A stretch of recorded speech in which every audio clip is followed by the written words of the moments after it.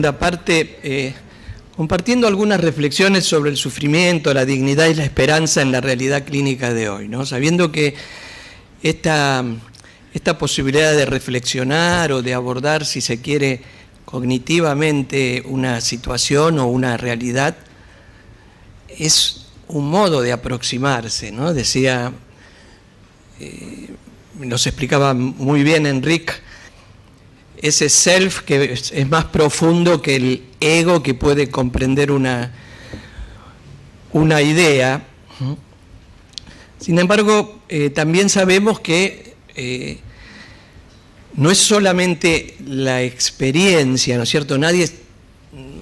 Con ver un mapa no entendemos lo que es el mar, ¿no? Hay que sumergirse de algún modo. Pero eso no quiere decir que no tengan valor los mapas y que puedan ser instrumentos para el aprendizaje que de ningún modo excluyen la experiencia, la vivencia, la profundidad, la conexión, etcétera, ¿no? Porque somos humanos y aprovechemos también este aspecto cognitivo. Y yo no sé si es realidad clínica de hoy, pondría entre paréntesis hasta clínica. ¿Por qué quería conversar de esto? Porque, fíjense, yo trabajo en un hospital del gobierno de la ciudad y hoy es feriado porque es el Día del Empleado Municipal. Lo interesante, que ¿por qué es el Día del Empleado Municipal? Porque hoy en realidad es San Martín de Tours, que es el patrono de la ciudad de Buenos Aires. Cuando yo era chico y estaba en la escuela en el otro milenio, era feriado por San Martín de Tours. Hoy es feriado porque somos empleados municipales. Es decir, ligar la experiencia cotidiana de la vida a un credo religioso no es el camino actual de nuestra sociedad. Es un aspecto como, si se quiere, que está ahí, pero no es lo... ¿Quién sabe que hoy es San Martín de Tours? Pero todos sabemos que es empleado municipal.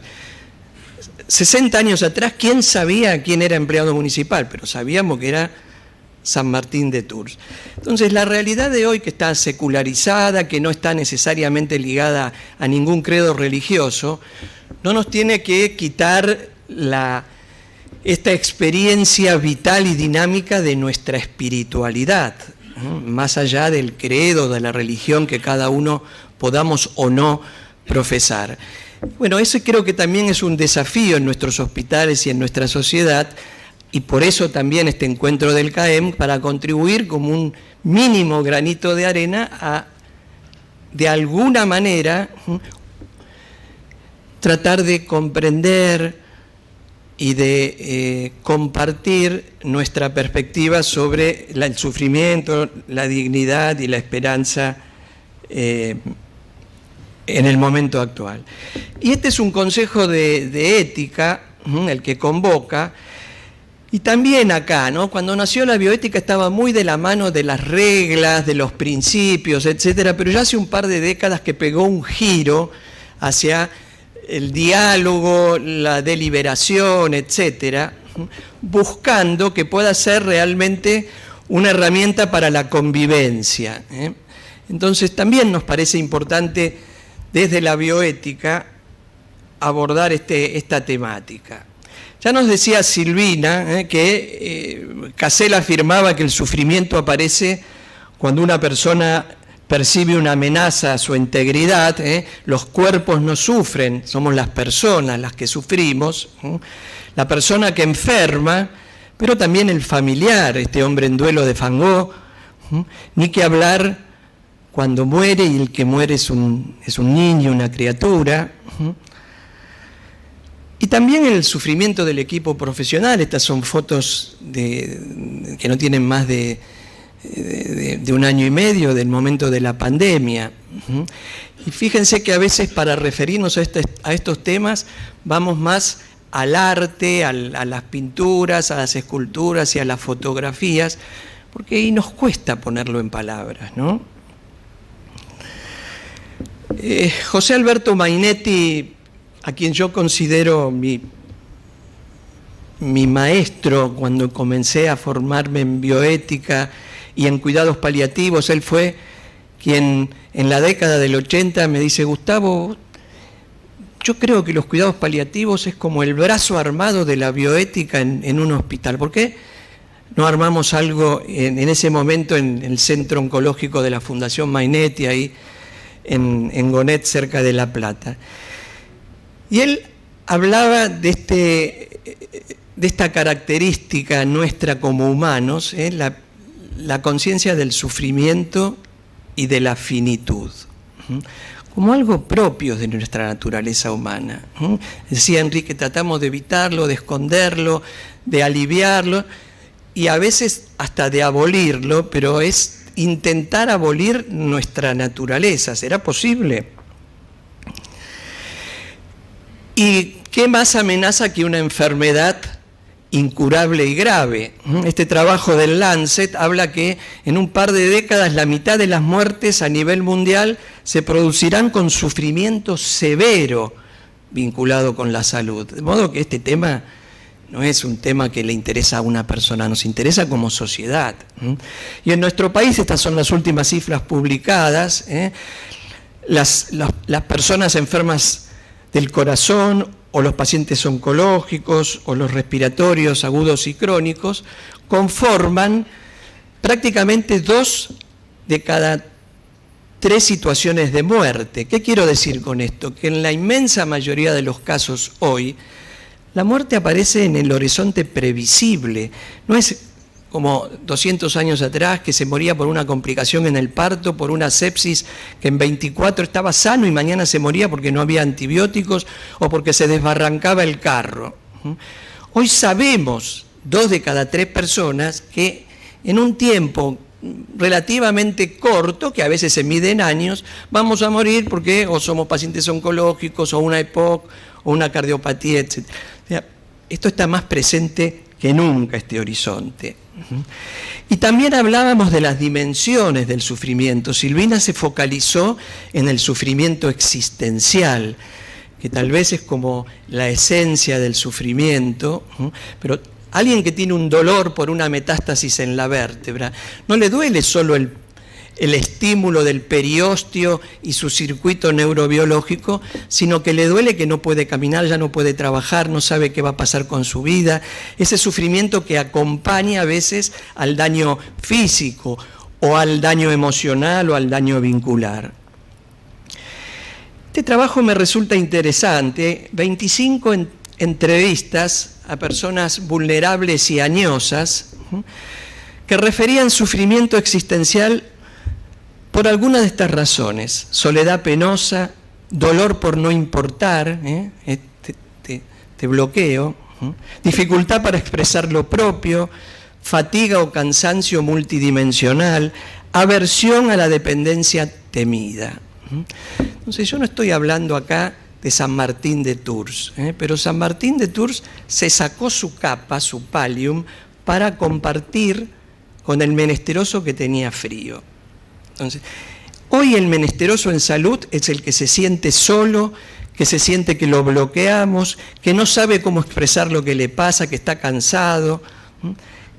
¿Qué hacemos nosotros, más allá del credo religioso? Y lo otro, lo que afirmaba Enrique con tanta claridad: ¿el sufrimiento es necesariamente un muro o también puede ser una puerta? Porque a veces queremos problematizar el sufrimiento y claro, al problema se le busca solución. Y está muy bien solucionar el dolor que tiene esa persona con la metástasis vertebral, o la ansiedad desbordante, o la hiporexia, o la dificultad para comunicarse con su familia. Está muy bien resolver esos problemas clínicos. Pero creo que está claro, a la luz de los distintos aportes, que también el sufrimiento nos interpela como una condición existencial. Y a esto no le podemos encontrar una solución. El sufrimiento nos interpela y entonces, ¿cómo nos posicionamos? ¿Y cómo nos posicionamos como miembros del equipo de salud y de la sociedad a la que pertenecemos? Coincido con Roberto Aikos cuando habla, particularmente en el final de la vida, de un sufrimiento evitable, sería aquel que es el problema a resolver, ¿no? El inducido médicamente, porque si le hago un tratamiento al que está muriendo con una quimioterapia de 7ª línea, tóxica y sin evidencia científica de que pueda ayudarlo, eso es un sufrimiento inducido médicamente. Y pongo ese ejemplo porque yo soy oncólogo y entonces comienzo por reconocer las faltas propias. A veces hacemos cosas que dañan, aunque la intención quizás no fue, pero la realidad sucedió. O el ignorado médicamente. Este todavía es más grave porque es silencioso, es más subversivo, ¿no? Está el que tiene dolor, pero yo paso de la cama 15 a la 17 porque no tengo nada que hacer para con ese David Tasma que está con dolor y se está muriendo y que siente que es una especie de muerto en vida. Pero hay un sufrimiento inevitable que es el existencial. Y ahí viene la pregunta, ¿cómo nos posicionamos? El otro tema era la dignidad. Seguro muchos recordamos este capítulo de Los Simpson, tan focalizado en el tema de Digny. Y sabemos que hay muchas cosas escritas desde ya y muchas más desde la filosofía, la antropología, las religiones, la psicología también. El ser humano no debe ser cosificado, tiene relación la dignidad con la trascendencia o la libertad, ¿sí? Para algunos depende de la filiación divina, para otros depende de la libertad, pero todos coincidimos que los seres humanos tenemos dignidad. Kant, que afirmaba el hombre tiene dignidad, pero no tiene precio, no podemos ser cosificados. Por consiguiente, la dignidad supone un límite absoluto a toda manipulación del ser humano. Hay muchísimos dogmas sobre la dignidad, pero de vuelta, ese puede ser el mapa. A esa persona que se sentía indigna, Gladys que refería a Silvina o Oscar que refería, ¿qué hacemos? ¿Le recitamos lo que es la dignidad y que por ser humano es digno? ¿Será esa la mejor ayuda? Por eso me parece oportuno aceptar la dignidad como un camino también de experimentación, no solamente de conceptualización de verdad cognitiva. Hay una dignidad intrínseca, que es la que sostiene Kant, en general los credos, las Naciones Unidas, que se resume con que el hombre tiene dignidad y no tiene precio y que toda persona, por ser persona y ser humano, es digno. A lo mejor podrá haber situaciones que atentan con la dignidad, pero es digna. Ahora, ¿qué hago yo con el que no se percibe digno? Como lo manifestaba muy bien antes Florencia, y que nos dice, no quiero vivir de este modo indigno. O la dignidad relacional, porque es cierto que actuamos como espejos, a veces para facilitar en recuperar esa autopercepción de dignidad, pero a veces para lastimar aún más esa percepción de no sentirse dignos. Entonces, más allá de lo escrito y de lo abstracto, creo que hay una dignidad experienciada, autopercibida, que tiene que ver también con la relacional y vincular, atribuida a la persona y por las personas y por las sociedades. Mirá este pobre tipo, mirá que él se lo merece. Y es muy interesante este trabajo, por lo menos a mi criterio, que viene publicado más del mundo de la sociología, el círculo de la dignidad. Las investigaciones parecen demostrar que las personas pierden su percepción de dignidad cuando son tratadas como objetos o como inexistentes, paso de la 15 a la 17 como si ahí no hubiera nadie, o como un niño a quien se le dice lo que tiene que hacer y lo que es bueno y lo que es malo, o cuando esa persona es tratada como un monstruo y los monstruos nos asustan. Entonces, si no percibimos que nos asusta esta otra persona que nos interpela porque está muriendo, porque está enfermo, porque sufre, en lugar de transitar ese sufrimiento evitable, podemos alimentarlo por no percibir nuestros propios temores y gestionarlos. Por eso, si tratamos al otro como una persona única, participante activo en la toma de decisiones y en el cuidado cotidiano, como un adulto y como un par, probablemente eso devuelve la percepción de la dignidad.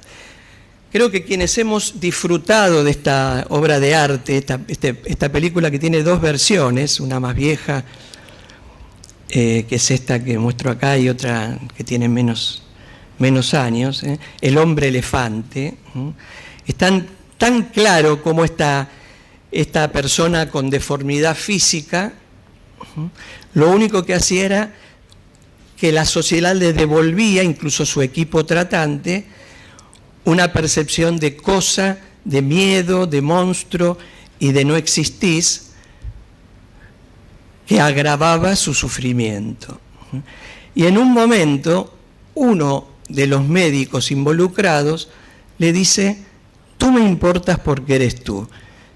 Yo me pregunto, cuando Cicely Saunders vio a su primer paciente, si no fue inspirado por esa misma corriente de espiritualidad y le dijo a David Tasman: tú me importas porque eres tú. Entonces, la relevancia clínica de estos aspectos que parecen como más filosóficos o abstractos, pero que por eso mismo son relevantes, de riesgos para el cuidado indigno. Cuando tratamos al paciente como un caso antes que como una persona, cuando no evaluamos el dolor de un anciano, cuando hacemos un registro de datos antes que una historia biográfica, cuando ignoramos o menospreciamos sus preferencias, hablo del paciente, cuando prejuzgamos a la familia, o al revés, cuando solo nos dirigimos a la familia. Es frecuente, en el contexto sobre todo de los pacientes añosos, que los profesionales hablamos con la familia como si el otro no estuviera presente. Los ignoramos, o cuando no cultivamos nuestra empatía y nuestra compasión. ¿Sí? Por eso coincido con Mafalda, prohibido pisar el césped, y la dignidad no. Y la espiritualidad.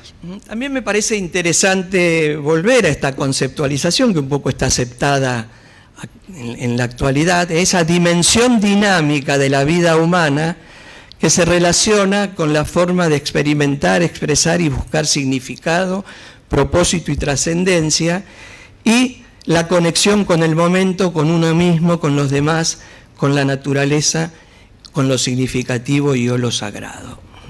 Entonces,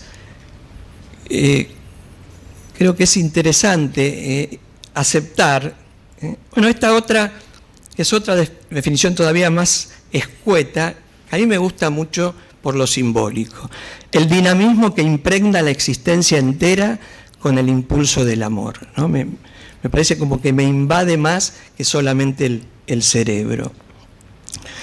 Creo que hoy, en la realidad social y clínica de hoy, ¿sí?, la espiritualidad tenemos que considerarla como un campo multidimensional, donde la religión y las creencias son una parte, pero son una parte que no significa el todo. Hay una profunda espiritualidad en una persona más allá de su credo religioso, de su fe, de sus valores, y que tiene que ver, además de con la religión, con las actitudes, los valores y los desafíos existenciales. Por eso, tres características esenciales de la espiritualidad son la búsqueda y el encuentro de un sentido, la conexión en las múltiples direcciones que hoy también nos aclaraba Enrique, y la trascendencia. La espiritualidad no es sinónimo de religión, de valores ni de esperanza, pero tiene mucho que ver con la religión, los valores y la esperanza. Bueno, en el campo de los desafíos existenciales, lo que podemos preguntar, después Laura va a ser como más clínica directiva en cómo podemos trabajarlo esto en el contexto al lado de la cama del paciente o al lado del paciente. lo que más le importa a una persona en cuanto a valores y actitudes, y las religiones y las creencias. Y ya que hablamos de religiones y creencias, fíjense este trabajo de Holanda, en el año 66, 78% creían en un Dios personal o en alguien superior. Hace unos años esto se redujo prácticamente a la mitad, 40%. Es decir, esta marca tendencia en este tema. Pongo Holanda porque marca tendencia en esta línea de pensamiento. Pero en la Argentina, en el 2008, ranking de creencias, fíjense que todo tiene flecha para abajo comparado con 2019. Es un trabajo muy interesante auspiciado por el CONICET, que apareció publicado. Exceptuando la creencia en la energía o el cosmos, que es una creencia también válida, pero que habla de esta o policromía de la espiritualidad en nuestro momento actual. Fíjense que en ese lapso de 10 años, sin filiación religiosa, prácticamente se duplicó la cantidad de ciudadanos en una muestra significativa, ¿sí? Y que incluso dentro de una religión, la católica, el 75% asiste al culto solo en ocasiones especiales o nunca. Es decir, que incluso en quien se manifiesta religioso, el cumplimiento de los ritos está muy debilitado en nuestra sociedad. Entonces, si seguimos confundiendo espiritualidad con práctica religiosa, creo que estamos intentando resolver una situación del siglo XXI con herramientas del pasado. Y el valor de la esperanza. Estos autores sostienen, en un trabajo profundo que han hecho, que sigue siendo una fuerza importante en personas con enfermedades que amenazan la vida, aunque en muchos casos no se articula de forma religiosa. Por eso proponen hablar de esta esperanza polifónica secularizada, que no está atada necesariamente a creer en un Dios o a pertenecer en una religión, pero que tiene que ver con este concepto más amplio de espiritualidad y, si se quiere, ayornado a la realidad cotidiana. Y esta esperanza polifónica podríamos abordarla de tres modos que no son uno contra el otro ni son independientes, sino que podrían ser complementarios. Uno que es un modelo, si se quiere, más médico-paliativista, el modelo realista, ¿no es cierto?, que es tratar de adaptar la esperanza a la realidad.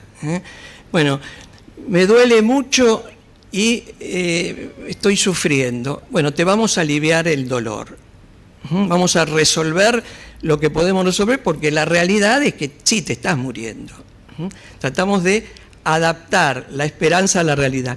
O el otro modelo, que va más de la mano de la psicología y particularmente del psicoanálisis, la esperanza como estrategia ligada al deseo. Sostengamos el deseo, potenciémoslo. La esperanza es más importante que la verdad o que la realidad, aunque eso lo aclaraba muy bien Silvina hoy, no resuelve completamente el tema del sufrimiento. Pero hay una tercera opción, la esperanza como búsqueda de sentido, que es un poco esta espiritualidad polifónica que pretende ayudar para que esa otra persona, o facilitar que esa otra persona encuentre lo que es valioso y significativo para ella misma, dando como es cierto que estás debilitado, que estás enfermo y que estás muriendo, pero hay un espacio interior, hay una conexión profunda donde, sin que cambie esa circunstancia, pero con la presencia compasiva, amistosa y esperanzada de quienes te cuidan, podés encontrar ese espacio interior y ahí, sin que cambie la realidad objetiva, tomás el té.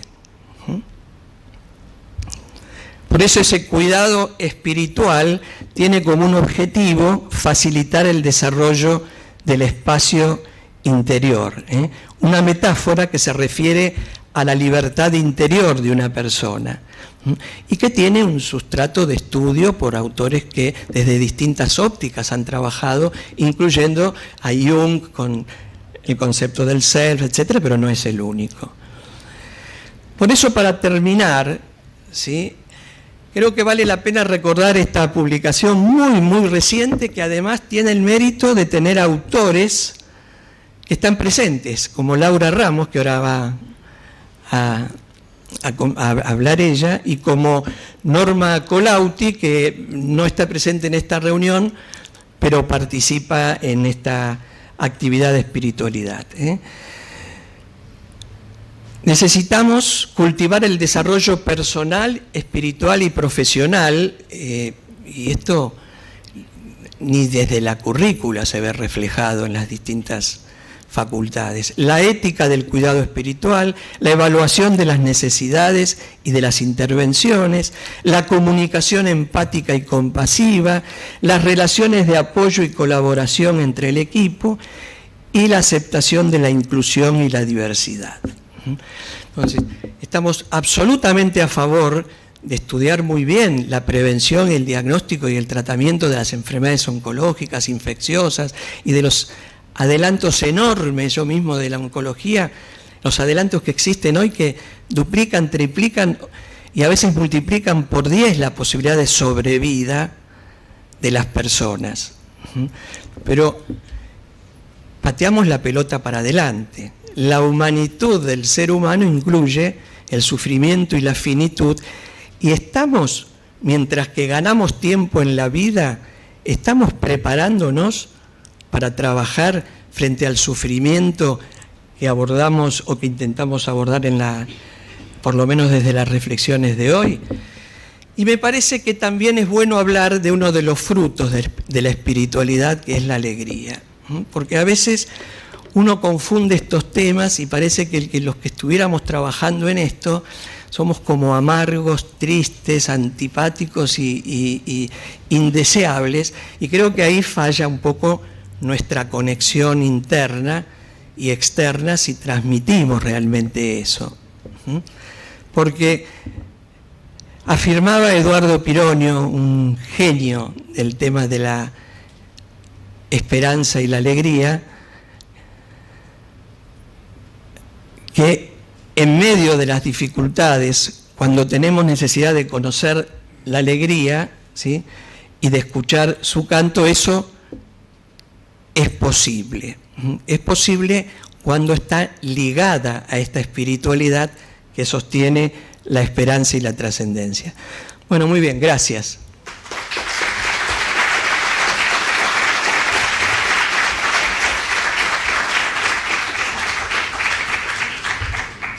Y ahora viene una de las autoras de ese trabajo, la doctora Laura Ramos, que vino nadando desde Montevideo. Laura es médica internista, además de ser una médica paliativista, y además es especialista en psiquiatría. Recientemente ha logrado esa especialidad en la universidad de su país, en Uruguay, y es indudablemente, así decíamos, Enrique, el hermano mayor y el pionero de esta temática en el mundo hispanoparlante. Bueno, en el mundo rioplatense es Laura una de las pioneras realmente, y una de las pioneras no para hablar en la Academia de Medicina, sino para trabajar ahí al lado de la persona que sufre cada día en su hospital en Montevideo. Con Laura compartimos muchas actividades.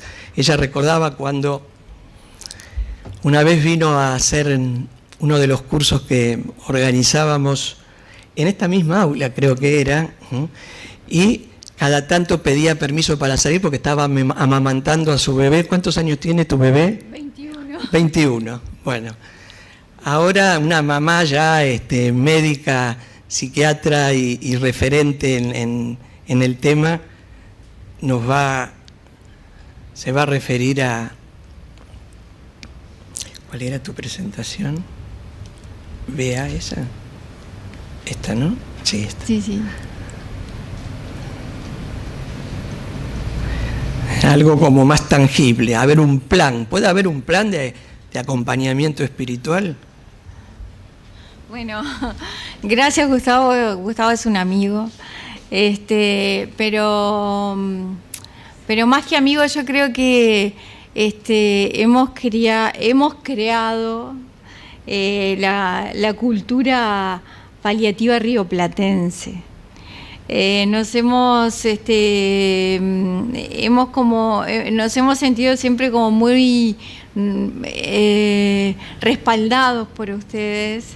De hecho, hace más de 20 años, y hace 21 años, en la ciudad de Colonia, fundamos la Sociedad Uruguaya de Medicina y Cuidados Paliativos y bueno, Gustavo fue nuestro padrino, nuestro padre, y siempre, bueno, la mayor parte de la gente uruguaya nos hemos venido a formar acá, a Pallium, y Pallium sigue siendo, a pesar de que existen muchas ofertas de formación en cuidados paliativos en Uruguay, Pallium desde hace más de 25 años probablemente sigue siendo para los uruguayos una fuente de formación para nosotros, o sea que nos consideramos hermanos rioplatenses. Así que bueno, desde ahí agradezco enormemente esta oportunidad y bueno, y agradezco enormemente también que me acompañan dos compañeras de equipo, la enfermera Rosana Rodríguez y Mirta Silva, otra internista que trabaja en nuestro equipo del Hospital Maciel, que es un equipo que tiene formalmente casi 18 años, y que somos un equipo de salud pública que es referencia nacional en cuidados paliativos. Y también desde la sociedad hemos construido una comisión de espiritualidad copiando a Enric, que es nuestro maestro. Y donde también, gracias a los viajes de Enric y gracias a toda la gente que Enric ha convocado con su modelo del que por supuesto nos nutrimos y nos apoyamos, bueno, queremos crear como esta gran red iberoamericana. Existen sí las competencias en cuidado espiritual de calidad de la Asociación Latinoamericana de Cuidados Paliativos, que es la que Gustavo mostraba recién. Estas competencias fundamentalmente las hizo Norma con el reverendo Espinel, y también tenemos las competencias basadas en las competencias del Foro Iberoamericano de Espiritualidad en Cuidados Paliativos, creado, fundado, dirigido por Enric, y que básicamente estas competencias son las mismas, lo único es que las de la Asociación Latinoamericana tienen más que ver, como que juntan más lo religioso, dado que Centroamérica es un lugar donde el 95% practica la religión católica, pero bueno, por lo menos en Uruguay la cantidad de católicos cada vez son menos, se acercan al 40%. Entonces, bueno, el tema es que lo que se dice por ahí es que lo que no se escribe en una historia clínica no existe.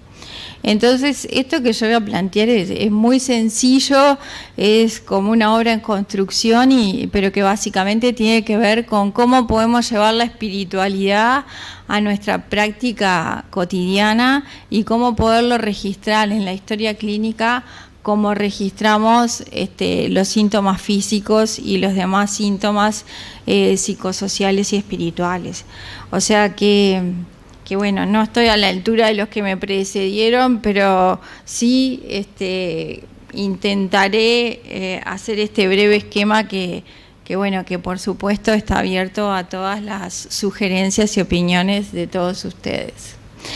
Entonces, el objetivo de tener lo que llamamos un plan de acompañamiento espiritual en cuidados paliativos, que Enric nos decía, bueno, hay mucha resistencia en un país como Uruguay, que es laico, a hablar de espiritualidad, capaz que y puede crear mucha resistencia y confusión en lo que es el ámbito académico. Entonces, capaz que ya esto tiene un error y lo tenemos que llamar plan de acompañamiento del sufrimiento, para que todos se entiendan.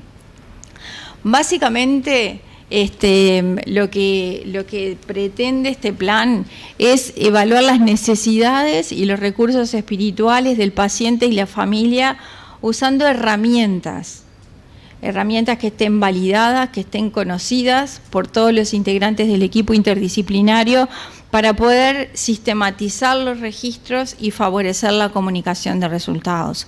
Ustedes me podrán decir, la espiritualidad no es algo cognitivo, no lo puedo llevar a palabras, es muchísimo más que eso.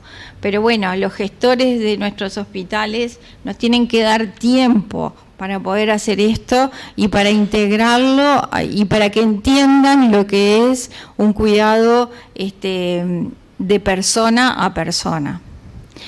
Y también, y sobre todo tener un lenguaje común, tenemos un glosario desde la Sociedad Española de Cuidados Paliativos, también hay un glosario desde la Asociación Latinoamericana de Cuidados Paliativos, para que todos nos podamos comunicar, como existe el DCM, que pauta determinados criterios, que nosotros podamos tener un glosario que cuando hablemos de espiritualidad estemos hablando de esto, cuando estemos hablando de cuidado espiritual estemos hablando de esto, para poder de alguna manera construir el mismo idioma. Y construir el mismo idioma que también nos permita realizar intervenciones que podamos registrar y que estas intervenciones podrán ser intervenciones generales que haga cualquier integrante del equipo asistencial, o bueno, cuando nos desborda la complejidad y la refractariedad del sufrimiento del paciente, ver cómo nos manejamos con personas dentro del equipo que sean expertas en cuidado espiritual, y para eso también nos estamos formando en este curso experto de espiritualidad en cuidados paliativos del Foro Iberoamericano de Espiritualidad. Entonces, este pequeño plan lo que intenta, este pequeño plan de acompañamiento del sufrimiento, lo que hace es profundizar en lo que es la competencia número 2, número 3 y número 4 para lo que es el cuidado espiritual de calidad, y está basado en el Libro Blanco de Espiritualidad de la Asociación Europea de Cuidados Paliativos. Y que se trata entonces de identificar los recursos y necesidades espirituales, existenciales o religiosas que existen en nuestros pacientes. Una cosa que es fundamental es el promover el debate en el equipo asistencial de lo que es el sufrimiento y cómo lo vamos a abordar, tanto como abordamos, por ejemplo, bueno, tiene un dolor refractario, cómo vamos a tratar ese dolor refractario, y también ser capaz de evaluar cómo acompañamos a los pacientes en su proceso y poder medir los resultados. Entonces, este protocolo tiene 4 pasos, es muy sencillo. Lo primero que tenemos que hacer es un screening de sufrimiento, lo que tenemos que es determinar con una palabra, con una pregunta, con una intervención, si este paciente está sufriendo, cuál es la intensidad del sufrimiento, ir a ver cuáles son las causas, tanto para el paciente como para la familia. ¿Por qué? Porque el sufrimiento del paciente puede ser uno y el de la familia o la de los distintos integrantes de la familia puede ser otro.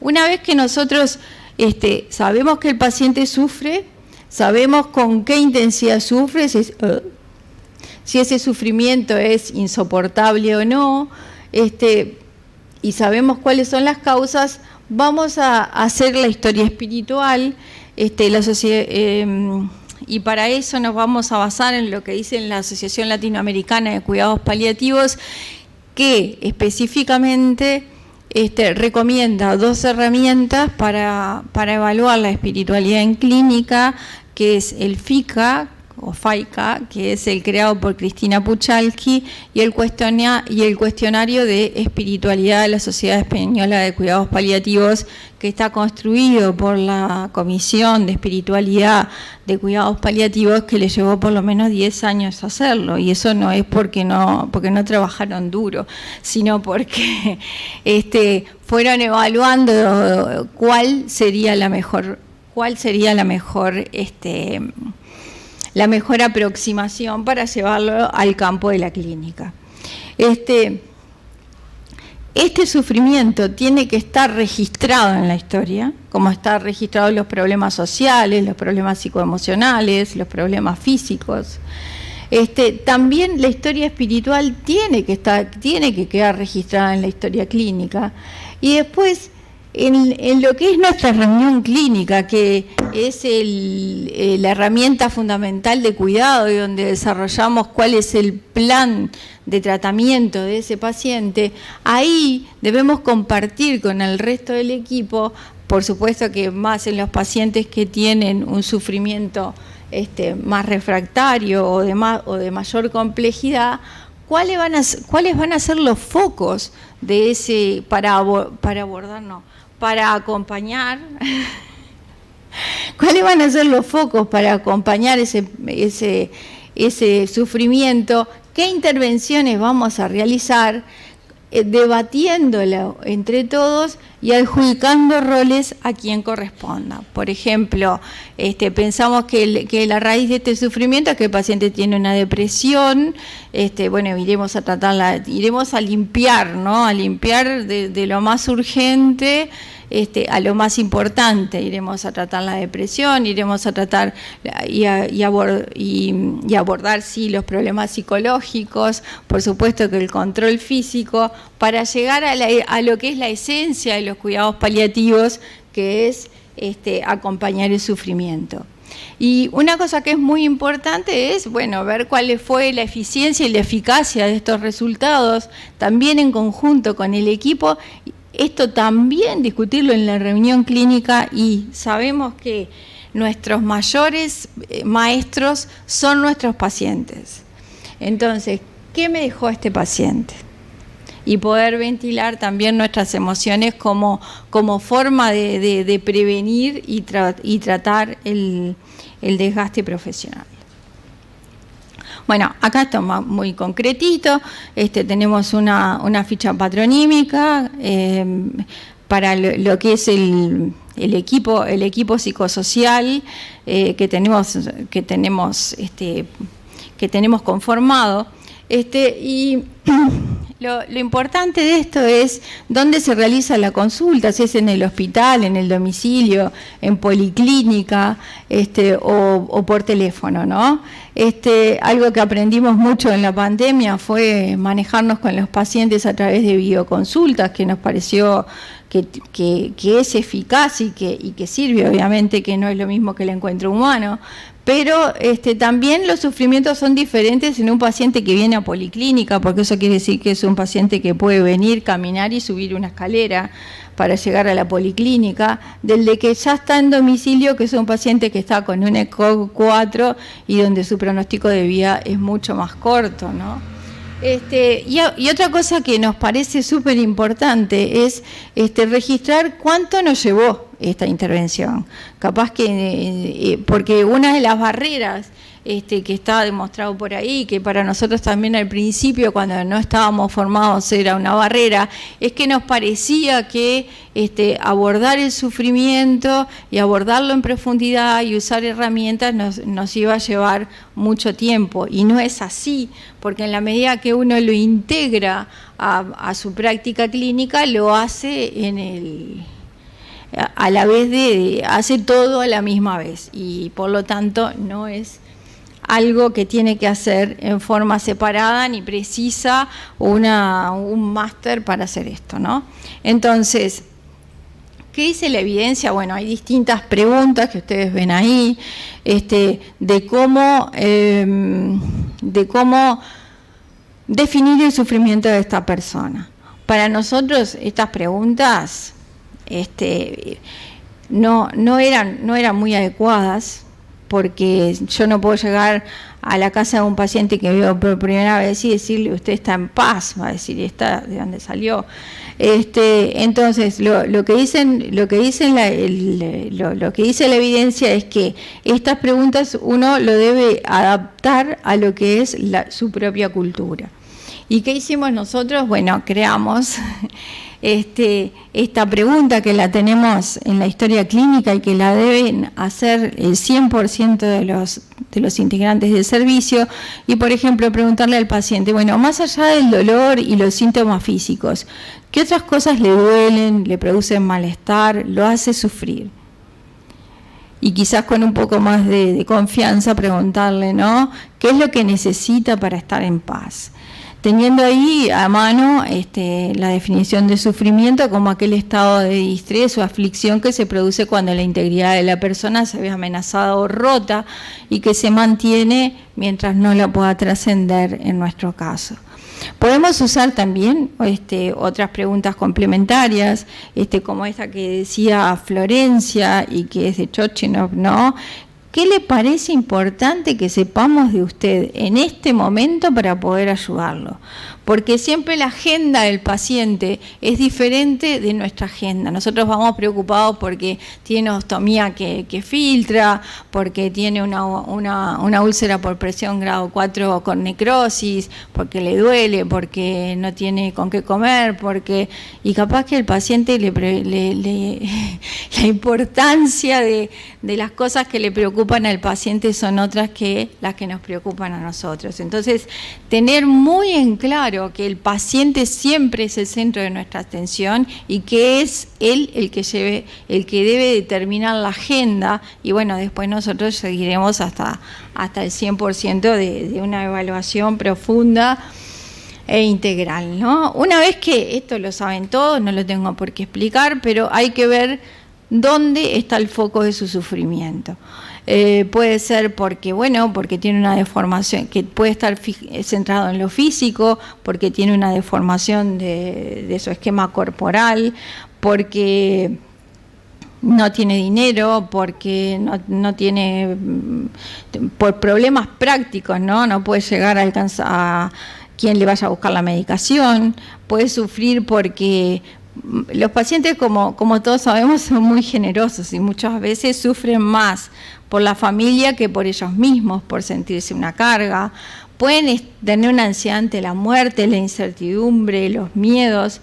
Y bueno, todas esas cosas son las que vamos de a poquito poniendo cada una en su lugar, dándole su importancia y dándole su tratamiento para llegar a lo más existencial y donde puede estar centrada el verdadero sufrimiento.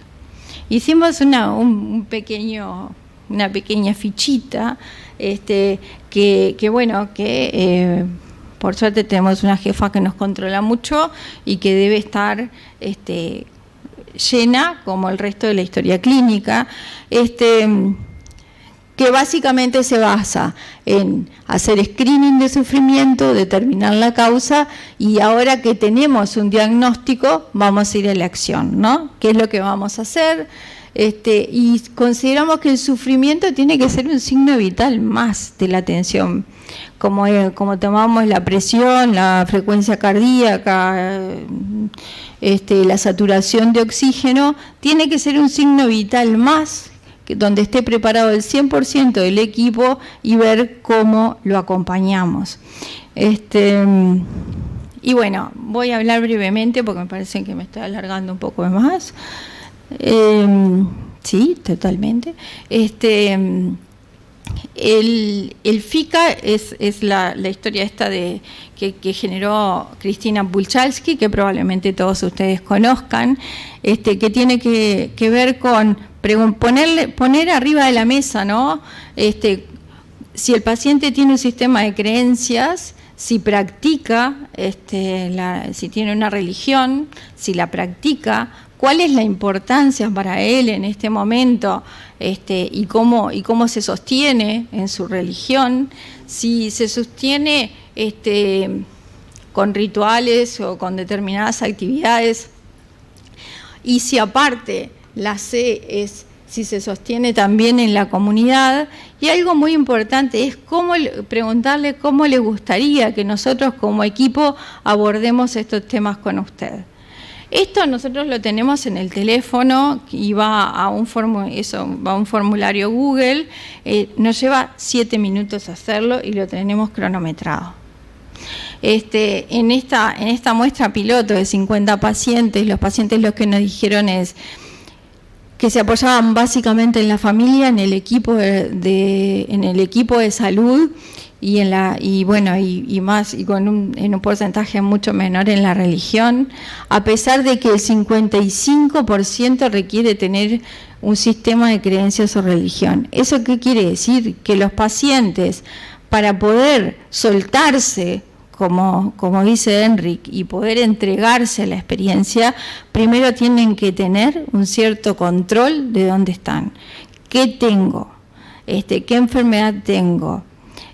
¿Cuál va a ser el tratamiento? ¿Cuál va a ser mi sobrevida? O sea, una vez que uno se siente que de alguna manera encuadra lo que le pasa y puede ir aceptando esa realidad, ahí eso es una de las cosas más importantes que yo he aprendido últimamente, porque en mi vida, en estos 20 años, yo lo que buscaba era el control. Sí, bueno, el control de lo práctico, pero una vez que uno encuentra el control de las cosas prácticas, debe llegar justamente a eso, a lo más esencial del paciente y también de la familia. En cuanto a cómo se cuida, cada persona se cuida según su sistema de creencias. Casi en estos pacientes casi ninguno se apoyaba en su comunidad espiritual. Y miren qué interesante, cuando les preguntamos cómo le gustaría que nuestro equipo abordara estos problemas, nos dicen con el acompañamiento, controlando los síntomas y algo muy importante, mediando también con otros especialistas, porque muchos pacientes se sienten también no solo abandonados por la familia, por la sociedad, sino también por el sistema de salud. El cuestionario de espiritualidad de la Sociedad Española de Cuidados Paliativos tiene estas 8 preguntas que son las que van a alguna manera determinar la dimensión intrapersonal, la interpersonal y la transpersonal. No es un cuestionario que nosotros apliquemos como preguntas, como decía Florencia, como son preguntas que en la conexión y con el diálogo y en las distintas entrevistas van saliendo, pero que nos permiten de alguna manera evaluar necesidades espirituales del paciente, pero también los recursos, ¿no? Y de alguna manera podemos determinar cuál es el sentido que este paciente le está dando a esta nueva etapa de la vida. De alguna manera, con este cuestionario el paciente vuelve a releer su vida, se desculpabiliza, se perdona y le da un nuevo sentido a su existencia. Logra esta conexión en estas 3 dimensiones que le permite eso, el ser, la mirada, de lo que se hablaba hace un rato, ¿no? Y también nos permite trabajar la trascendencia como esa necesidad auténtica de esperanza de la que hablaba Gustavo, de continuidad, de que somos mucho más que un cuerpo y que debemos prepararnos para en un momento poder dejarlo, pero también dejarlo con en paz y trabajando ese legado. ¿no? En cuanto a los recursos espirituales, nosotros tratamos de registrar los síntomas que observamos en lo que es el sentido, la conexión y la trascendencia, y también podemos establecer indicadores de estos recursos espirituales que son proporcionales al grado de evolución del desarrollo espiritual de cada uno de nosotros. O sea que el consejo es: trabaje en su espiritualidad. Entonces establecemos un plan un plan general, ya termino, un plan general de cuidado espiritual que tiene que ver con acompañar al paciente en su sufrimiento usando estos instrumentos que no son solo de diagnóstico, sino también son terapéuticos en sí mismos, porque, como mostraba hoy Florencia, permiten elaborar nuestra biografía, y también podemos documentar este plan de cuidado en la historia clínica del paciente. Cuando el agua nos pasa el techo y el paciente tiene una crisis, un dolor insoportable, un deseo de adelantar la muerte, y el equipo que lo está tratando en forma específica no está formado, bueno, en este momento lo que dice el consenso nacional del 2018 es que cuando el paciente tiene esta crisis espiritual o necesidades espirituales complejas, requiere de conocimientos más especializados que tienen que estar por una persona que esté formada en forma más intensa, en lo cual en el acompañamiento espiritual y eventualmente la conexión con algún líder de su sistema de creencias, pero sin antes tratar la crisis, la hemorragia, ¿no?, que se está dando en el momento.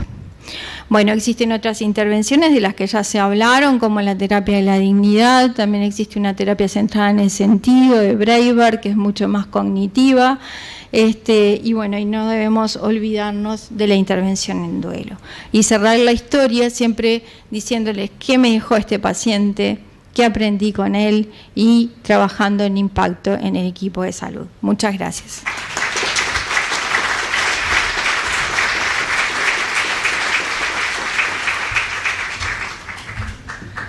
Bueno, muchas gracias, Laura, y estamos llegando al final de las ponencias, ¿sí?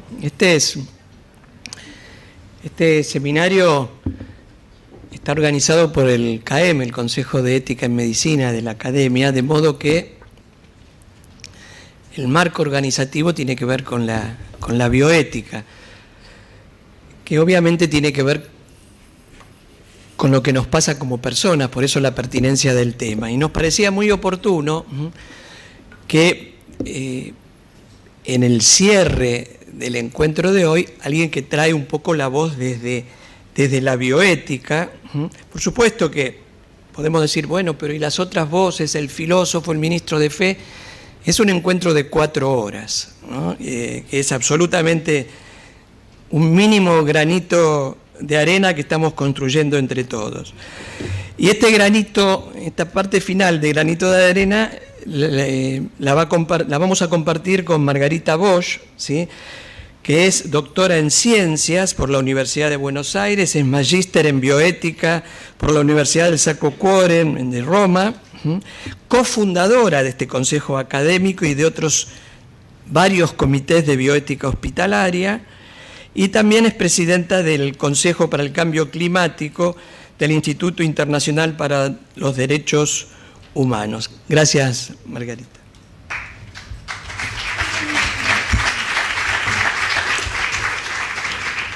Bueno, muchas gracias por la presentación y más todavía por la invitación. Hablar al final tiene muchas ventajas. Una es que mis antecesores hablaron de una manera brillante de muchas cosas que si no hubiera querido expresar yo también.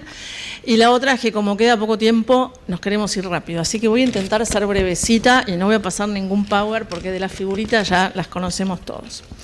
Bueno, el tema entonces es Buen Morir y bioética.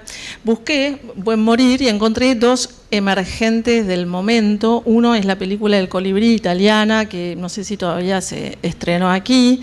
Muestra la historia de una persona, pero el cineasta es un pícaro, y pone una persona que no se valora mucho, que es bastante tímida, y que al final de la vida, donde nos ha mostrado sus amores, sus hijos, sus nietos, le dicen que tiene cáncer de páncreas, y muy audaz y muy en plena conciencia decide que no va a transitar este último año de dolor y pérdidas, y entonces pide un enfermero, y ahí en un lugar que marcó su vida, frente al mar, todo muy bonito, acompañado de la mujer que siempre lo quiso, pero después no lo valoró, porque él tampoco no se valoraba.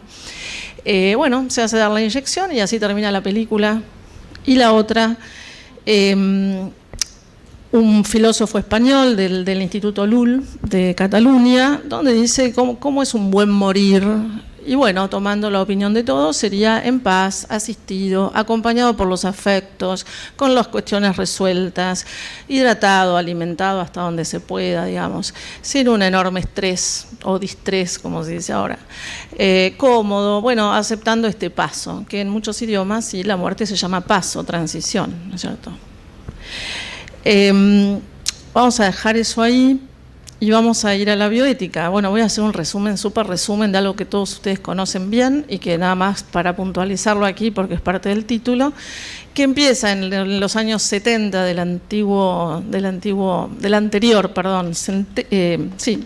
centuria, cuando hay que aplicar el desarrollo farmacéutico a la medicina. Entonces hay que diferenciar lo que es terapéutico de lo que es investigación y plantear, bueno, en qué condiciones alguna investigación sería aceptable. Ahí es donde aparecen los principios y nunca olvidemos, por favor, que respeto a la libertad del paciente.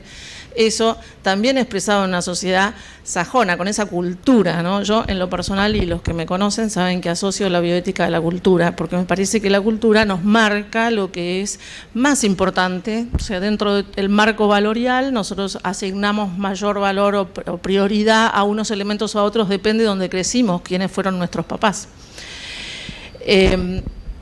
Entonces, bueno, el respeto de la libertad de las personas es el primero e indiscutible y también es la base de los instrumentos, ¿no? Como las voluntades anticipadas y todo lo que ya conocemos. Después está la beneficialidad ampliamente discutida, porque es una palabra que se nos escurre. ¿Qué cosa es bueno? Yo estudié bioética acá, pero también en Italia, y el idioma es tremendo en Italia porque es sumamente expresivo. Es muy metafísico el italiano. Entonces, ¿qué nos dice? Es lo bueno. Pero lo bueno hace una referencia directa a la naturaleza del hombre, de la persona que somos. Y entonces hay que también estudiar qué cosa es la persona. Y también hay que estar de acuerdo con algunos filósofos. Antes de estar de acuerdo habría que conocerlos, también hay que leerlos, ¿no? O sea, que lo bueno es algo a definir y también podría cambiar. Como vimos acá, se hizo referencia a la evolución cultural, ¿no? O sea, que estamos viviendo. Bueno, podría o no cambiar. Hay cosas que quedan, hay cosas que cambian, ¿no? O sea, está también lo circunstancial que hace al beneficio moral de un acto, ¿no? La circunstancia. Bueno, muy bien. De esa primera bioética, una justicia que era en la aplicación de los resultados de esa investigación, decía textual el informe de Belmont, no es justo investigar con unos y aplicar en otros. Los primeros que deben ser beneficiados por los resultados son quienes son parte del trabajo. Eso nos costó en los comités sostenerlo, pero es bastante aceptable, ¿no? Bueno, seguimos después con que estos principios los agarraron los filósofos de la época, del año 80, se hicieron un festín, hablando de la ética práctica y de la filosofía práctica, ética, y ahí tenemos toda clase de escuelas de filosofía. Ponemos la filosofía práctica y un montón. Yo no estoy habilitada para hablar de eso, porque sí que lo estudié y lo expresé en un examen, pero digamos no es lo mío. Pero ustedes sí, con la vida diaria, saben que hay distintas escuelas que ponen el acento en cosas diversas.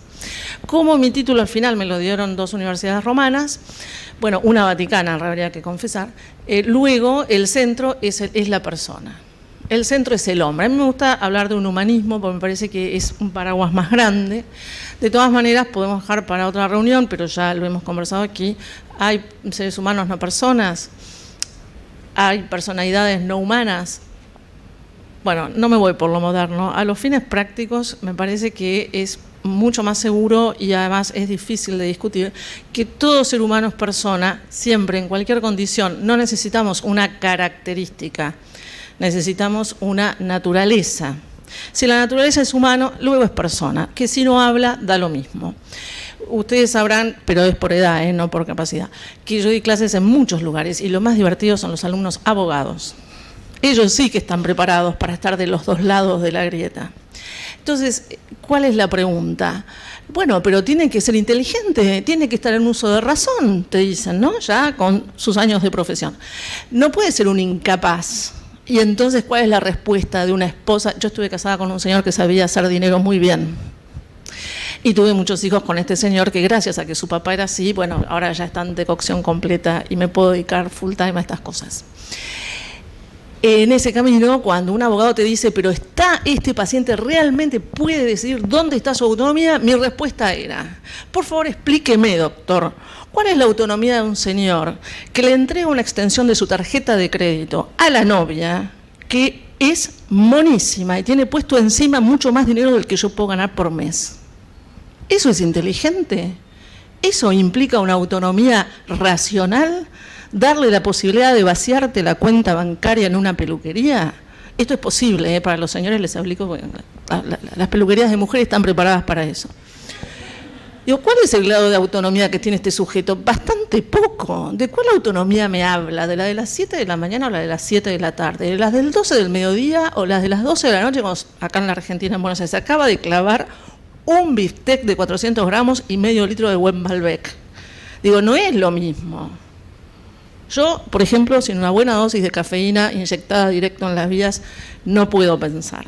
Entonces, lo de la autonomía se me escurre de las manos, me parece mucho mejor pensar en que todo ser humano es persona. ¿Y cómo relaciona un ser humano? Porque ahora también estamos incluyendo a nuestros queridos hermanos vertebrados superiores, que son hermanos nuestros, claro, biológicamente hablando, pero que tiene sus dificultades, es una senda escarpada. Yo a mi perro lo quiero un montón, pero no es lo mismo, básicamente. De hecho, no me discute como me discuten mis hijos. Pero más allá de eso, digamos, bueno, ¿y cómo relaciono a un ser humano? Porque acá hace 3 décadas que venimos discutiendo si esta pobre persona que está conectada en una cama y quizás no está muy consciente, también o no, bueno, si tiene un cuerpo que está vivo. Y acá tuvimos otro problema porque hay que definir la vida.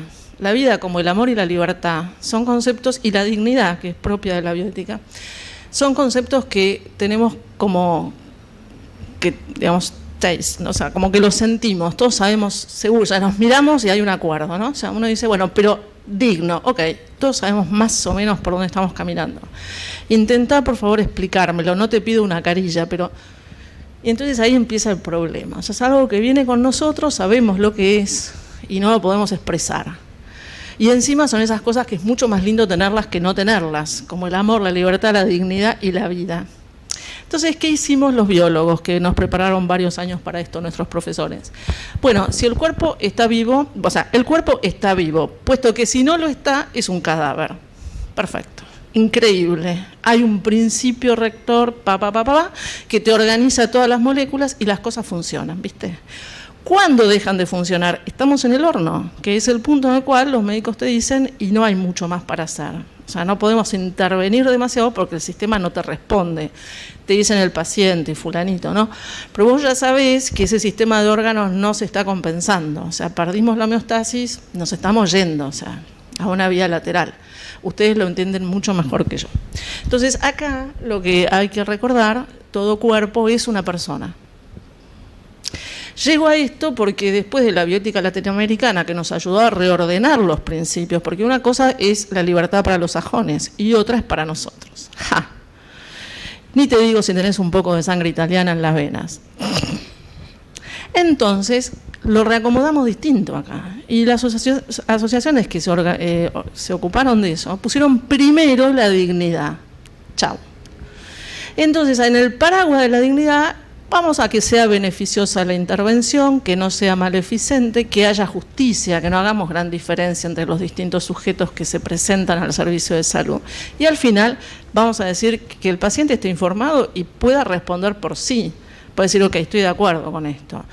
Y acá un desafío bastante importante, lograr que la verdad le llegue al paciente. Acá incluso trabajamos con personas que asisten a comunidades muy pequeñas, de indígenas al norte del río Amazonas, donde la dificultad es enorme, porque son pueblos que viven en su lugar, no tienen demasiada relación con las ciudades organizadas como los occidentales las organizamos, y tampoco comprenden el sistema de salud como nosotros lo entendemos. Entonces acá también había diferencia, y sin embargo se sostuvo este respeto a que los pacientes o estas personas pudieran dar un sí o un no, por ejemplo, a ser vacunados, ¿no? Esto es un tema importante. Bueno, después de todo esto, llegamos a la bioética que desarrolla Roma o el Vaticano, donde dice qué cosa es una persona. Entonces tenemos la famosa bioética personalista con sus 4 principios, que como no podía ser menos son en realidad 8 o 16, en donde ponen que la autonomía o la libertad de la persona tiene una responsabilidad que la compensa,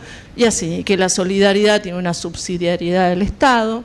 Bueno, intenta abordar todo esto hasta el 2020, porque después del blackout tenemos la necesidad de redefinir la bioética, porque a la persona hay que expresarla más in extenso, con unas características que sí nos sean útiles acá en este campo como el de hoy, que es tan desafiante. En ese sentido, no le vamos a poner PC, pero es la bioética DC, o sea, después del COVID, y se apoya en filósofos que todavía están vivos y que también nos dan unos aportes bastante interesantes. Y para esta reunión, sin saber que estaba acá el doctor, porque tomé a un colega suyo de la Universidad Ramón Llull, que es a mi juicio bastante destacado y muy lúcido, donde habla de la persona dándole unas nuevas características y dice: la persona es un misterio, en el sentido de que nunca es completamente abarcable. No puedo estar más de acuerdo con esto. O sea, siempre hay un espacio del que ni yo misma puedo dar cuenta hablando de mí, ni hablemos de cuando hablamos de las personas que están relacionadas afectiva, emocional o laboralmente con nosotros, que capaz conocemos hace más de 20 años, ¿verdad? Y siempre hay un resquicio que es inabarcable y que los antiguos se lo aplicaban a la libertad. ¿Qué otra cosa aparte del misterio? Bueno, singularidad, esto lo entendemos bien, vulnerabilidad, sí, lo hablamos muchísimo en bioética, un tema que me encanta, desarrollar distintos lenguajes, ¿no? Tiene muchas maneras de expresarse un ser humano, pero muchísimas. Y a todos los que nos resulta esto de cuidar, podríamos también tener mucho para decir. Estoy seguro que aquí hay 50 personas que tienen mucho para aportar en esto de cómo un paciente, una persona vulnerada, una persona en un estado de dolor o sufrimiento puede manifestar no solo verbalmente, cómo se mueve, cómo mira, el pequeño gesto, los detalles, cuánto que nos dicen. Pero ¿para quién son pequeños detalles? ¿No? Bueno, esto, la cultura gráfica y todo esto del video lo maneja recontra bien. Una última mirada así en la última escena y uno entendió todo lo que eso quiso decir. O sea, el ser humano se expresa de múltiples maneras. Esto hay que tenerlo bien en cuenta. Y también tiene multicapacidades, pero no todas juntas. Como hablábamos del señor que le da la tarjeta de crédito a su novia. No todas juntas. Y está bueno ser consciente de que a la mañana uno debería plantearse para el día de hoy cuál de todas debería aplicar. Eso está bueno. Lo experimentamos todos cuando llegan las fiestas familiares, ¿no? El cumpleaños de la abuela o el primer nieto y nos tenemos que juntar con ese cuñado, cuñada, vecino, bueno. No voy a seguir, ya sabemos de lo que estamos hablando. Las múltiples capacidades no son actuales, pero están en potencia. Y me voy a referir también un poquitito a esto de la potencia. Yo vengo de las ciencias exactas, ciencias súper duras. Estudié acá en Exactas y Naturales de Buenos Aires, y que, bueno, es la nacional, y tuve una educación súper formal. Primero en matemáticas, física en el departamento de física, bueno, acostumbrada a ver el dato duro, es una buena educación de todas formas. El resto de la vida se ocupó de desarrollarme en el resto de las capacidades. Y últimamente en el lenguaje del movimiento, como motor de expresión y de encuentro, con muchos sentimientos que uno ha dejado ocultos, ¿verdad? Todo eso no puedo estar más que agradecida. Pero si hay algo de lo que puedo dar fe ahora como bióloga, es eso que nosotros vemos y hablamos en la universidad, y el contenido de nuestras clases son una foto de lo que está pasando. Si hay algo en la vida es la dinámica. Si hay algo en la vida es la compensación y la organización y la integración. Y esas son habilidades y características que se las podemos aplicar a todo. Entonces, un ser humano no está siendo, es un gerundio. Entonces, cuando hablo de potencia, es también una actualidad. Lo que pasa es que es una actualidad que justo en este punto no estoy usando, que es lo mismo, ahí que se habló mucho de las energías, de estar en alfa o en beta, que son los grados de electricidad del cerebro, ¿no? Entonces yo puedo estar atento y haciendo un cálculo, no sé ustedes cuántas veces van al supermercado, pero yo agarro el carrito y mi cerebro empieza a sumar, restar y evaluar, ¿no? Pero después uno cuando cocina utiliza otras habilidades, todas las tiene, elige la que necesita en cada momento. Entonces, esto también es algo importante. Si estamos siendo, no hay nada dicho, todo puede progresar. También lo sabemos del cuerpo humano, que pensábamos que las neuronas no regeneraban. Eso fue un principio que yo estudié en la universidad, es verdad, estudié en el otro milenio, pero que para el 2000 se quebró. Sí, podemos generar nuevas neuronas, claro que sí. Perfecto, una suerte. Y podemos generar un yo mejor. Y podemos generar una sociedad mejor. Y podemos generar un hospital mejor. Y podemos, sí, claro. Y eso que podemos hacer es al mismo tiempo la tracción, lo que tira hacia adelante cuando tomamos decisiones. O sea, no importa, o sea, lo de hoy es una foto y hay que hacerla. La sucesión de fotos o la comparativa de fotos nos arroja muchísima información, muchísima, que utilizamos todos los días. Pero saber a dónde queremos ir y qué queremos hacer con eso, 90% de la cosa, nos pone en el campo de lo posible un montón de cosas que en la foto son imposibles. Ya estoy terminando. De todas estas nuevas características de las personas, ¿cuáles utilizaría para evaluar unos nuevos principios de la bioética DC? Que una persona es un cuerpo y es digno siempre. 3 elementos imposibles de discriminar uno del otro. Que tiene una dignidad que para algunos será porque comparte el Espíritu de Dios, el soplo famoso sobre el barro, que nos comunica los principios del Dios creador y nos hace hábiles de poder conversar e interactuar con Él en cualquiera de sus 3 personas o en las 3. Pero podemos encontrarle otras lecturas si eso no es lo que nos motiva.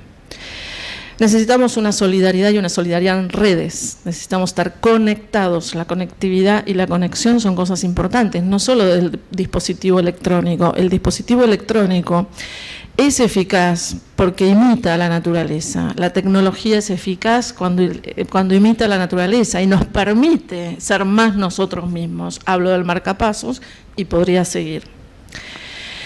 La unidad, una unidad en el sistema, entendernos nosotros como únicos, diferentes, propios, pero incompletos si no estamos en nuestro grupo. ¿Quién de nosotros no nació de un papá y de una mamá? O de un varón y una mujer, o de un espermatozoide y un óvulo. ¿Quién de nosotros no creció y aprendió porque hubo primero una maestra de preescolar, prolijita, que te acompañaba al baño? Y todo lo que vino después, hasta el profesor, que a mí por lo menos me abrió la cabeza de un montón de cosas y me terminó de cerrar un montón de cuestiones que andaban dando vuelta por ahí en esa mente inquieta, horrible que uno tiene. ¿Qué vas a hacer? Uno es así. La unidad tiene que ser con el ambiente, con el grupo y conmigo mismo. O sea, estar bien conmigo, estar inserto en el grupo. Y también entender la comunidad ambiental con sus otros, acá sí viene mi perro, y el potus, con los otros elementos que ésta tiene, porque todas esas comunidades, incluso la comunidad que yo mismo soy conmigo mismo, tienen sus reglas, tienen sus razones y tienen su riqueza. Y muchas, yo mismo empezando por ahí, estamos en formación, estamos siempre en formación.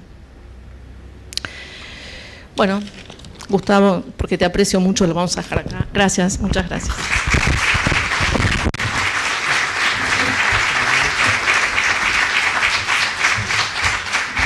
Bueno, gracias Margarita en modo gerundio.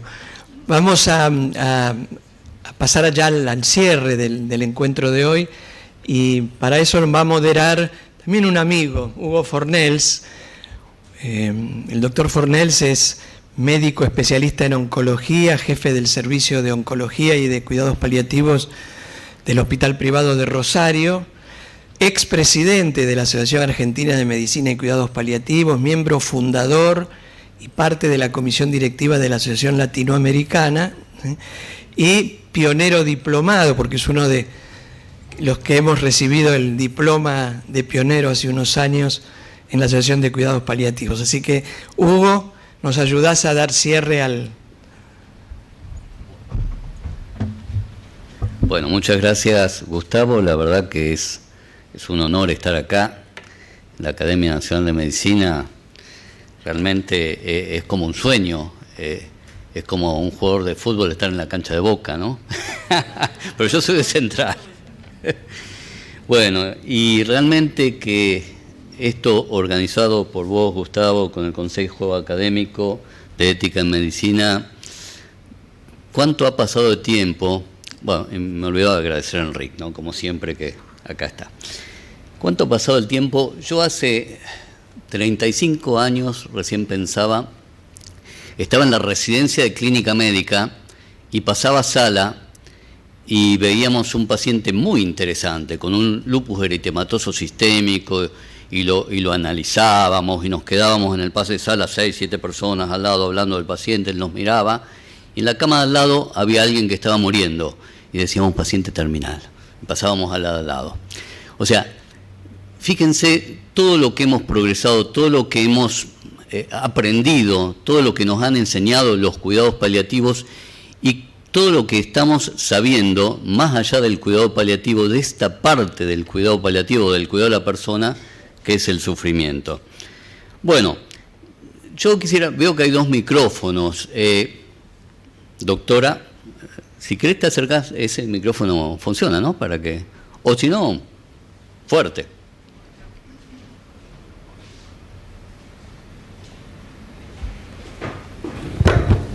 Gracias. Mi nombre es Mónica Agdamos, yo soy psiquiatra y paliativista y primero que todo quería hacer un reconocimiento público y un agradecimiento enorme por el aporte generoso de cada uno de los que expusieron de una manera extraordinaria. Así que gracias, empezando por Gustavo y todos los que vinieron atrás. Ahora me gustaría hacer un aporte y si es posible, digamos, una reflexión o incluso una invitación para los que quieran, que expusieron u otros. Yo voy a hablar un poco como psiquiatra y un poco como paliativista, ¿no? Y desde el punto de vista de la psiquiatría, diría que probablemente para los clínicos sea muy fácil llamar síntomas y alivio de síntomas en los cuidados paliativos a tener dolor. No es tan fácil dentro de lo que es la psiquiatría identificar cuáles son los síntomas que deben ser aliviados para luego sí sumergirse con el paciente en la búsqueda del alivio del sufrimiento existencial o del sufrimiento más ampliamente dicho, ¿no?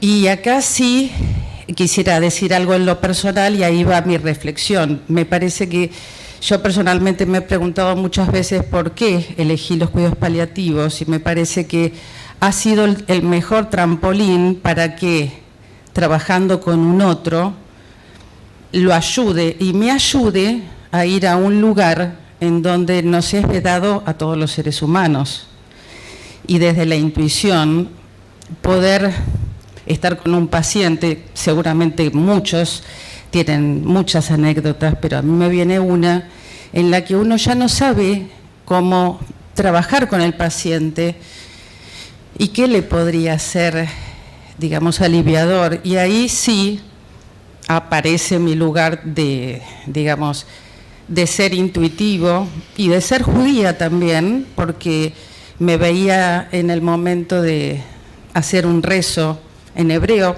a pesar de que no soy tan practicante, y de repente encontrarme con algo, digamos, del universo que me alcanzaba una respuesta que finalmente era un alivio para el paciente. Muchas veces, otras no. Entonces, la pregunta sería eso.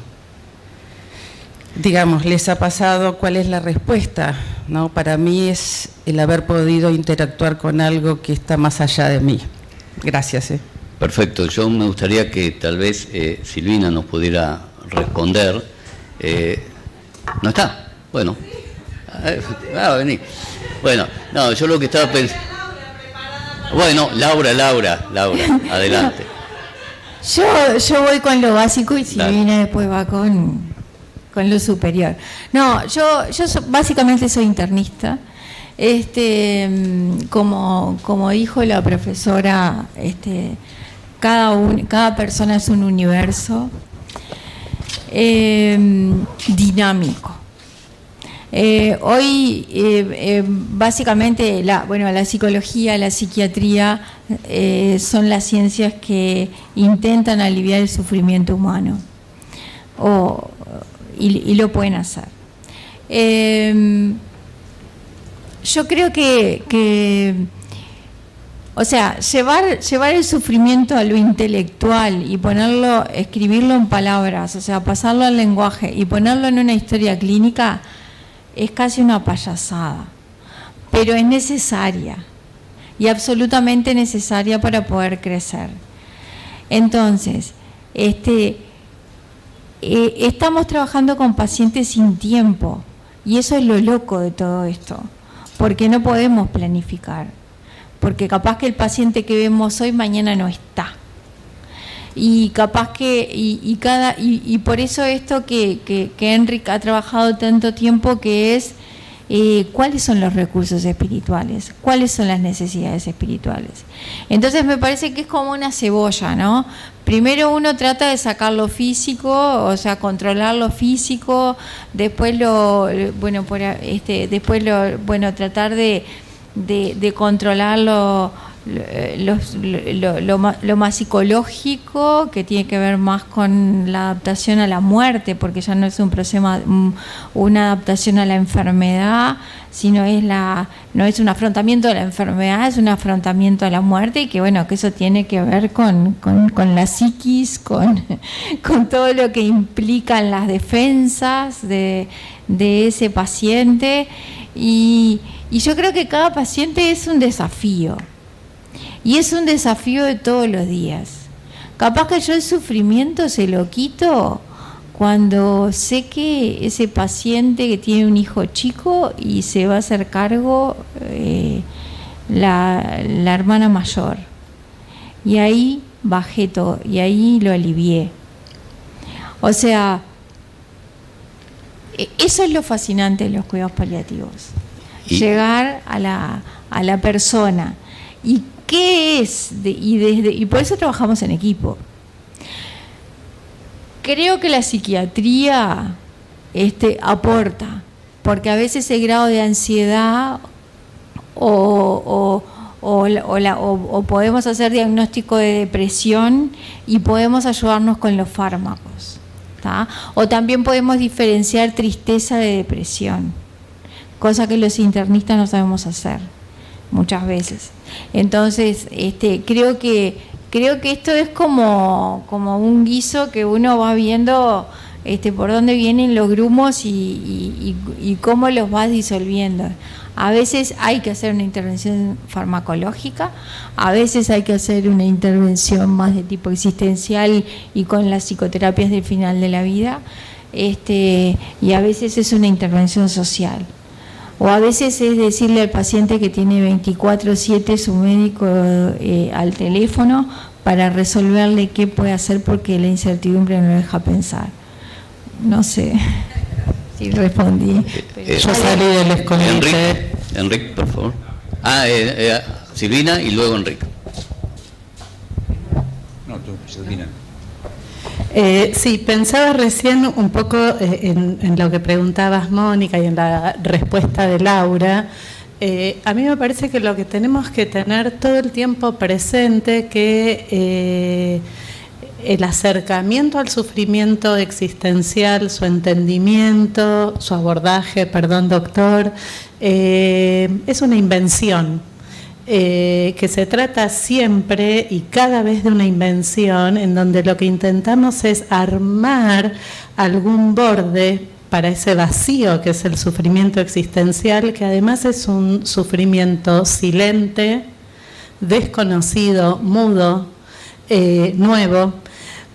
Es una creación ex nihilo, digo, crear algo como respuesta a ese sufrimiento es desde la nada, digo, somos convocados a eso y es una invención del mismo modo que pensamos el duelo como una escritura sin letra. El sufrimiento existencial pide de lo mismo. Me parece que lo que hacemos es acompañar a nuestros pacientes y sus familiares a armar, digo, el legado es una escritura inventada. Digo, me parece que lo que hacemos cada vez es acompañar a esa invención de escritura. No es otra cosa que una letra nueva de la que no disponíamos con antelación. A veces el psicofármaco es la posibilidad de hacer esa escritura. Enrique. Bueno, yo creo que no te hemos contestado a lo que has dicho, ninguno. ¿Verdad? Si es cada uno, los políticos saben hacerlo muy bien, eso también. Dice, ¿qué piensas? No, bueno, pues es que lo importante es, entonces... Yo creo que has dicho algo que nos da un pie a poder reflexionar un poco juntos de esto. Es decir, cuando me siento delante de la persona, entonces invoco algo, y aunque no soy muy practicante, esa oración me permite entrar en un espacio increíble, ¿no? Creo que si el sufrimiento, vuelvo a insistir en el modelo, si el sufrimiento es la desconexión con mi self, conmigo mismo, con el ser que soy, porque me he aislado, me he roto, porque yo estaba esperando que la vida me llevara por ahí. Yo quería. Entonces, en ese momento pasa algo y me desconecto. La posibilidad de que esa persona que se ha roto, que se ha desconectado, pueda trascender es volver a conectar. Entonces, yo como profesional, como me quito la bata, me quito el rol de psiquiatra, de internista, con todos mis títulos, de profesor, oncólogo y todas estas tonterías, me quito la bata, me siento a su lado, me conecto con él, percibo que no sé dónde está, que es un misterio, como habéis dicho. Y entonces, en la medida, esa es mi experiencia más interesante, en la medida que yo me siento impotente, me siento vulnerable, me acerco desde mi máxima vulnerabilidad, y entonces lo que tú haces, y hacemos todos los que tenemos un poco de intuición, es pedir ayuda a lo más sagrado. En tu caso puede ser una oración judía, pero puede ser por Dios, o cualquier... O sea, me siento impotente, me siento incapaz, que algo me inspire, porque no sé qué decir. Primero pasan dos cosas. El enfermo se siente reconocido porque hay otro ser humano que se bajó del pedestal y se siente a mi lado. Yo me estoy muriendo, pero este se ha acercado como si fuera lo más importante. Y eso me conecta, y el enfermo está atento. Y de repente, cuando yo me siento impotente y pido ayuda, como dice Martin Buber, a Dios nadie le ha visto. Pero cuando alguien sufre y otro se acerca para ayudarle, a veces se da una presencia que los transforma a ambos. Esta es la experiencia. Pero fijaros, hay que quitarse al título de psiquiatra, al título de oncólogo, al título de internista. Hay que bajar a tu máxima profundidad y a tu vulnerabilidad. Cuando no tienes miedo de hacer eso, porque sabes que tú aquí, la vulnerabilidad está muy cercana a tu máxima resiliencia y a tu máxima fortaleza, no es tuya, no es el doctor Benito ni la doctora, sino que es me desnudo del doctor, y entonces la vida, cuando me acerco a otro que sufre, nos inspira a los dos. Yo creo que esto es la respuesta que yo merecías. Te agradezco mucho esta respuesta y me hace pensar. Sí, te agradezco mucho esta respuesta, les agradezco a los tres, totalmente, pero me hizo pensar en Buber y la durabilidad y el tiempo que traías, Silvina, y cómo el tiempo ahí tiene otra sustancia. Y ahí no importa cuánto tenemos para compartir con el paciente, ya está, es como eterno, ¿no? En este espacio no hay tiempo, es un kairos, hay una exactamente. Se conecta todo. Exactamente, En 5 minutos la vida es eterna, ¿no? Y cuando ahí sucedió, en un segundo la vida es eterna, sí, sí. Y cuando sucedió ahí, se tranquilizó. No, es más, se conectó con el ser, supo que no era alguien que iba a morir, que la vida no tiene límite, que está en el fondo de sí mismo, y que entonces seguirá. gozo, Claro. paz, serenidad, trascendencia. Sí, y cuando tú acompañas y ves al otro que entra en este espacio, hay un crecimiento por su parte, pero hay para ti un gozo de haber estado allí. Y hay un crecimiento y un agradecimiento enorme, porque cuánto nos integra eso a nosotros. Wow. ¿No? Siguiendo con esto, yo estaba pensando la práctica clínica diaria. ¿Cuántas veces el clínico observa a ese paciente y que tal vez por el DSM-4 no tiene los criterios de depresión y lo que está es desmoralizado, no le está encontrando sentido, no se siente digno, y le da la mirtazapina? Porque tenemos un poco esa tendencia de a ver si podemos solucionar rápidamente la situación. Y bueno, y es todo lo que nos han dicho nuestros profesores acá. Otra pregunta, otra reflexión.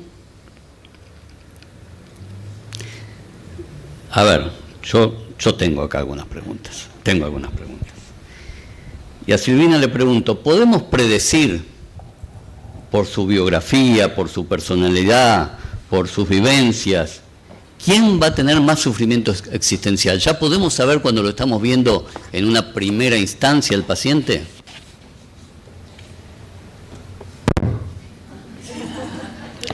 ¿No? Bueno. Sí.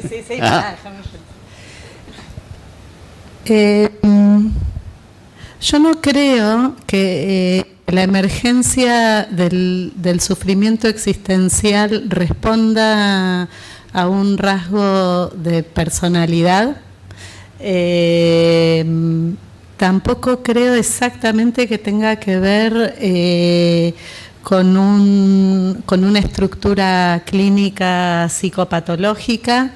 Me parece que tiene que ver más con la experiencia respecto de lo que yo decía al principio, de cercanía o distancia al saber, a la verdad y a la conciencia de finitud. Digo, me parece que claramente hay que pensarlo en términos particulares de esa distancia. Me parece que a veces hay quien puede acercarse a ese punto de emergencia de saberse finito, muriente, mortal, pero también construir algo que lo aleje de quedar atrapado de ese saber y volver a renovar alguna vida posible. Digo, me parece que eventualmente el mayor predictor de sufrimiento existencial es la imposibilidad de renovar alguna vida deseante. No me parece que tenga que ver con la personalidad. Bien. Perfecto. En relación a la terapia de dignidad, la verdad que me encantó la presentación. Florencia, ¿cuál sería el momento para proponérselo a todos los pacientes, en todas las circunstancias? ¿Siempre la familia desea tener el legado ese por tu experiencia, más que por la literatura? Sí. Creo que no, a todos los pacientes no. Creo que en mi experiencia muchas veces no sucede porque es como una confirmación de lo que está sucediendo, de la muerte que se aproxima, y los familiares, cuando se los propones, le dicen, esperemos, todavía no, como eso mismo que a veces genera un cerco de silencio. Cuando ya eso fue superado, el legado parece que fuera otro. En algunos casos es lo que yo más experimenté, de proponerlo y no, ahora no. Creo que eso fue lo que más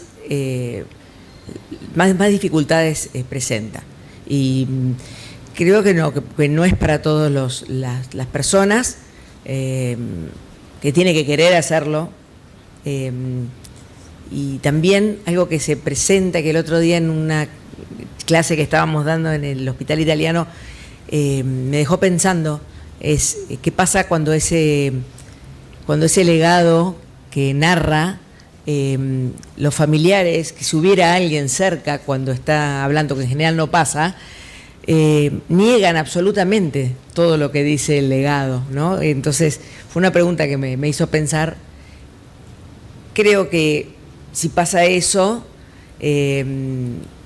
podríamos pensar que la persona no está existencialmente preparada para hacer el legado, o tal vez que esa es la historia que eligió contarse y que hay un trabajo para hacer con la familia. Y la idea creo además que esto que yo presenté debería ser adaptado a nuestra realidad. Exacto. Ese es el deseo que tenemos, porque los canadienses no son norteamericanos, o bueno, son norteamericanos pero no son yanquis, pero no son latinos. Entonces creo que hay algunas cosas que deberíamos modificar y también imaginar que se podría hacer algo similar, pero en el duelo, en el primer duelo, como eso que queremos que permanezca para siempre y que no se vaya diluyendo en el tiempo. Gracias. Y si bien tenemos miles de preguntas, yo creo que la pregunta más simple de todos los días se la haría a Enrique, la que nos dicen los familiares: doctor, yo no quiero que sufra, yo no quiero que sufra. ¿Cuál sería la respuesta? Yo tampoco. Yo tampoco, esa es la respuesta, sí. Sí, nada más. Es decir, usted y yo estamos de acuerdo en lo mismo. Solamente que usted lo haría de alguna manera sin conocimiento. Y nosotros, como profesionales, quizá, o sea, la estrategia que usted quiere aplicar para que no sufra, deje que la apliquemos nosotros, porque, a ver, yo a veces cuando en el pacto de silencio la familia te dice lo mismo, ¿no? No se lo diga, doctor. Entonces yo aprendí de un código joven, era, ¿cómo no se lo voy a decir? Tengo que decirlo porque no. Entonces, no. Al final, cuando ya aprendes un poco, dices, usted y yo queremos lo mismo, que no sufra. Pasa que usted no sabe muy bien cómo hacerlo. Déjeme a mí, míreme a los ojos. ¿Usted cree que yo le voy a hacer daño? ¿Verdad que no? ¿Se fía de mí? Pues déjeme que yo entre a hablar con él y le voy a hacer algunas preguntas. A lo mejor usted no debería estar de momento. Y yo voy a ver qué es lo que sabe, lo que quiere saber. ¿Me entiendes? Una estrategia de con la familia, no confrontar. Claro. Y además, porque claro, lo que me sale intuitivamente es pues no haber nacido si no querías que sufriera. Pero eso no se lo vas a decir. Pero tú sabes que el sufrimiento forma parte del crecimiento.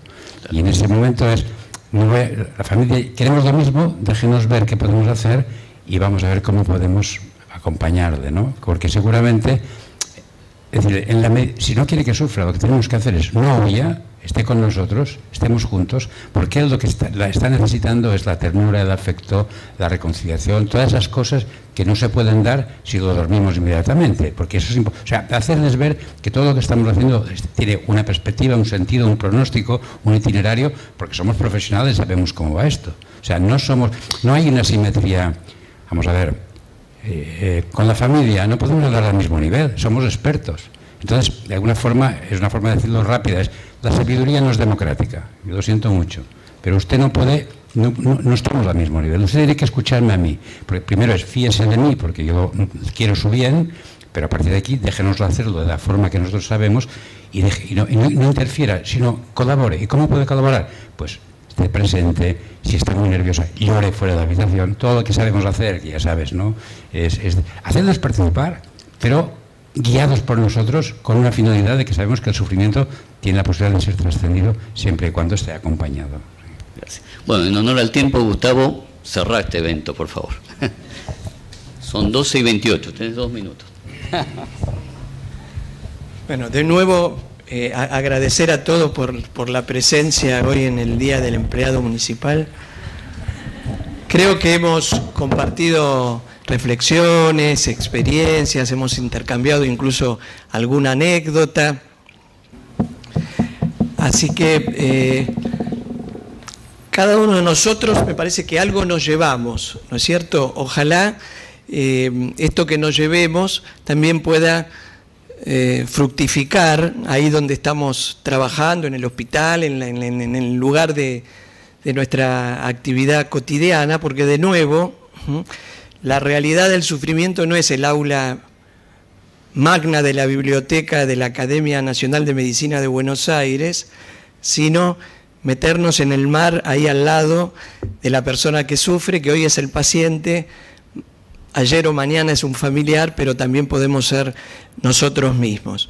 El agradecimiento a las autoridades también de la Academia de Medicina que ceden estos espacios para encuentros de esta naturaleza, y particularmente también a los compañeros de trabajo del Consejo Académico de Ética en Medicina. Ya tenemos, siempre hay un aviso parroquial, ya tenemos el programa de los seminarios para el año 2023, lo van a recibir por correo electrónico. La idea es comenzar en marzo con un seminario mensual, y ojalá en seguir creciendo juntos nos volvamos a ver en próximos encuentros. También por razón de kilómetros, el mayor agradecimiento para Enrique Benito, que de una manera absolutamente generosa y desinteresada se cruzó desde España hasta el Río de la Plata, y particularmente desde Montevideo, donde estuvo trabajando para compartir este espacio con nosotros. Hasta la próxima.